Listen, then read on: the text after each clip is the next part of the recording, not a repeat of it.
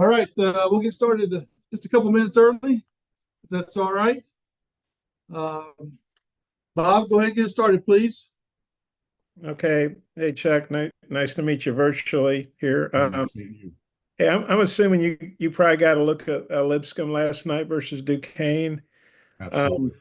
And I don't know if I'm saying his name right. The big guy, Agna Civic, had 30. I was just wondering, well, what's your take on him specifically and their team overall? He's a heck of a player. He causes a lot of problems because of his ability to shoot the three. He can make threes in transition or pick and pops, but he's also a guy that shoots 60% from the field in the low post.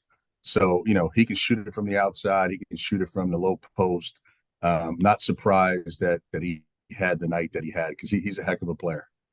And just how about their team overall? I know, listen to Cal's radio show. He compared them a lot to Princeton with, their ball movement, backdoor cuts, and things like that. Well, Coach Acuff has done an unbelievable job at Lipscomb, and we have tremendous amount of respect for him and his program, and I think that's the consensus around the country. When you play Lipscomb, you're going to play an efficient team, a team that's not going to beat itself. Unbelievable on offense, their ball movement, their player movement, their execution, their counters. They do an unbelievable job of reading the defense and then countering it. And Coach Cal is correct. A lot like the old Princeton offense. They're as good as anybody in the country in terms of running their offense. Okay, I might have a couple more. I'll turn it back to Mike. Thanks. Sure. Hutch. Hey, Coach, I'm wondering if you maybe have an update on Jonas and, if we might potentially see him tomorrow. He's getting better. He's getting better. We're taking it day by day. We'll have a better feel, hopefully by tomorrow morning. But he's certainly getting better. We're excited about the possibility of him returning soon. And Coach Cal said, I think even before the TCU exhibition, that he felt like y'all's team maybe got a little bit arrogant after beating Kansas and everything. I'm curious, maybe how have you seen them respond since the TCU exhibition? Do you feel like they've maybe come back down from that? Yeah, I think every game is a learned experience. Obviously, we got a chance to see what we could be after the Kansas game, but also we learned that if you're not focused, you're not locked in. In college basketball, anybody can beat anyone, and I thought it was a really good lesson for our guys, for our team. Anthony. Hey, Chuck, hope you're doing well. Just kind of keeping in line with the TCU game. I noticed, obviously, you guys have said, or Cal has said that he feels like he has a good shooting team, but in the two exhibitions, shot under 30% from three. What are you guys kind of doing to maybe improve in that area, and how are you feeling kind of going into the ceiling or into the season from the perimeter? Sure. I think some of it is, Nelly Davis had been out for quite some time prior to the Kansas game. So that was the first time that he really had any live competition. And then the TCU game was just his second game back. So he's a guy on our team that's very capable of making shots. And, he had been out for 3 weeks. So it's going to take him some time to get his rhythm and find his rhythm. And again, for the young guys, whether it's Billy or Carter or Boogie, this is their first time, playing a live competition in front of a crowd. So it's going to take some time, but I certainly think that we're capable of making threes, and I think that we will as the season goes on. Then Jackson. kind of sorry, talking go ahead. about, Go ahead, Anthony. talking about your front court depth, obviously with Jonas out. How do you kind of feel? Savannah and Trevin and even Adu to a certain degree have kind of stepped into that, maybe kind of grown into the system that you guys are trying to put together here. Oh, I think it's great for those guys. They've been able to get a lot of reps at that position on both sides of the ball in practice, and then obviously in both exhibition games. So I think for us it's a plus. It allows someone like Z and TB to get a lot of reps, and then hopefully we can get Jonas back and we can get a pretty good rotation with those three that give us some talent, some experience, some length, and kind of do it by committee. Okay, Jackson. Hey Chuck, the free throws really went down against TCU, and I'm just curious how much was that your own, offense maybe, and as well as maybe a more physical game. Just what went into that, and how have you been working on it? You mean the percentage or attempts? Attempts.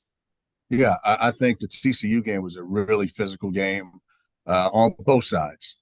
So some of the calls that we may have gotten in the Kansas game, we did not get in the TCU game. But it's going to be like that sometimes. It's big boy basketball. We're on the road, and some nights you'll get a favorable whistle, and some nights you won't. You just got to play through it.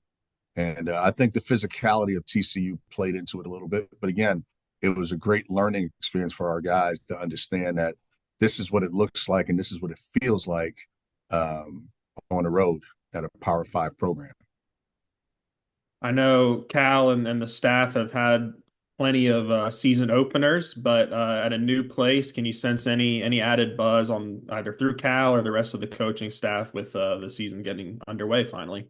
Yeah, we're excited. We're all excited to be here. Obviously, we got a chance to see what it would feel like to coach at Bud Walton last week or 2 weeks ago against Kansas. So without a doubt, we've worked really hard. Our staff, our kids, our program all summer and all fall, and we're excited about tomorrow night. And finally, how much has Boogie Flans maybe his ability to be the point guard, the ball handler, surprised maybe the coaching staff or maybe even just exceeded expectations maybe a little bit? Well, I think when we recruited him, we all knew that he had the ability to do it, and he's certainly a talented young man. We've seen him, we've evaluated him, so we had an idea of what we were getting. But when you see him live and you see him perform the way he did in the Kansas game, it's good to see. It's good to see.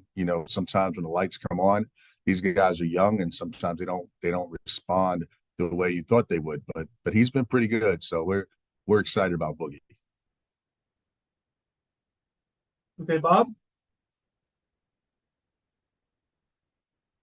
Yeah, Chuck. I know. I think when you guys played KU, Aduthiero, he was just coming back. And didn't do a lot offensively. I know defense is kind of his calling card, but then he had a big game against TCU. Where do you think he's at with his game right now?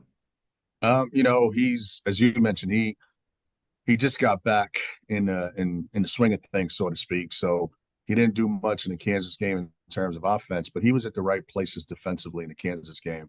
I think the TCU game, he started to find a rhythm offensively, made some threes, some perimeter shots, got to the rim, made some really good reads, driving kicks. So his development has been unbelievable from a year ago to today, and we're really excited to see where he can go, what the next step is for him. I know people probably think they always think offense first. Usually, fans, media. I know coaches don't necessarily think that way, but Boogie really played great defense against KU, and I think he pretty good against TCU as well. Well, what have you thought about his defense for a young player, and what makes him so effective on that end? Yeah, offensively, we all were capable. We understood what he was capable of as we were recruiting him. I think defensively is probably the biggest challenge for a lot of young guys. So me personally, I was really surprised, pleasantly surprised, how he's been defending. He's tougher than people give him credit for. He's stronger than people give him credit for. He's got a feel for when to anticipate certain actions on the defensive side of the ball, which allows him to, from time to time, shoot the gaps and get a deflection or get a steal. So he's been really good defensively. We're pleasantly surprised and excited about that. Okay, hey, thanks a lot. Thank you. Hutch? Yeah, Coach, I noticed in both of the exhibition games, y'all did a pretty good job in the first half of taking care of the ball, and then maybe had a few more in the second half. I'm curious, could you put your finger on what happened there, and then maybe how has it been addressed in practice?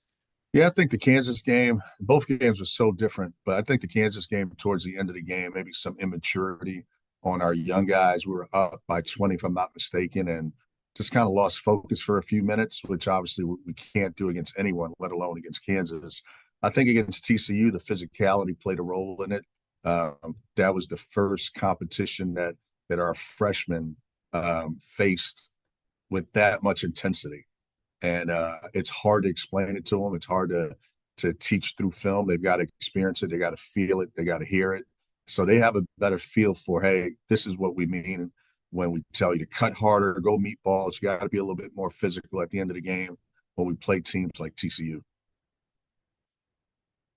Bob, you got another? Oh, sorry, Connor. Go ahead, Connor.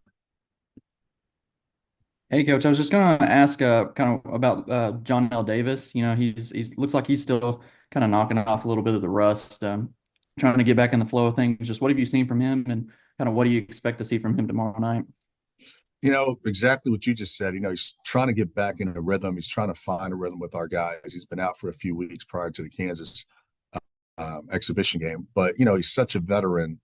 Although at times offensively he's not making shots, he's exactly where he should be, particularly on the defensive side of the ball. He did so many good things in the Kansas game, and he did some really good things in the TCU game that go unnoticed. But as the year goes on, I think our fan base will appreciate all the things that he does. And then just going into the Lipscomb game, have y'all gotten a chance to watch them last night at all? Their game against Duquesne, and then just what are your expectations for the team in the season opener? Well, as we mentioned earlier today, we got an enormous amount of respect for Lipscomb and Coach Acuff. He's done an unbelievable job there. He's built one of the better offensive teams around the country, and I'm not exaggerating. You know, they're so efficient. They're so well versed on their offense. They can counter you when you give them different looks. So it's going to be a challenge. We've got to play well. We got to play hard. We've got to play smart. But we're looking forward to the challenge tomorrow night at Bud Walton. Okay, Coach. I really appreciate your time. Thank you. Appreciate you guys. Thank you.